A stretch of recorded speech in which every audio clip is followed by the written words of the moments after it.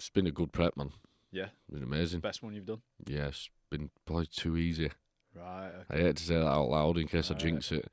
I've had my hours here and there where I'm like, fuck, I'm absolutely battered, but What if this is not what it's compared. meant to be like, though? Yeah, I think it is because Yeah. I've learnt again years. Trial and error. Learnt my body. You've learned your body. Yeah. I know what it wants. I know Like you when say, it's too you've been much. through the shit times. There's this thing as well. Some people some people struggle to give themselves credit if they haven't suffered. Yes. Do you know what I mean?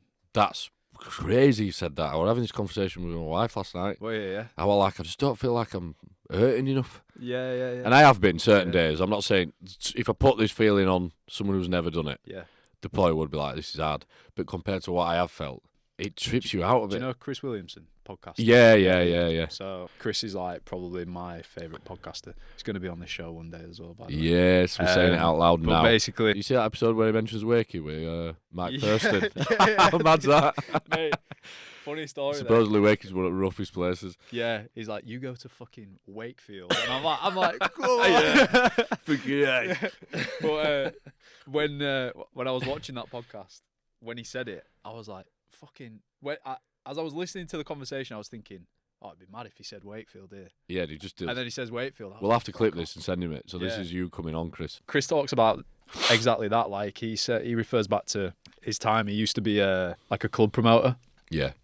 Put on these club nights, and it got to the point where he was obviously like working himself to the bone. Yeah. But if he hadn't worked himself to the bone and the night was a complete success, he would almost like take away from the success because he'd associated the success grind feeling. with like The grind was the.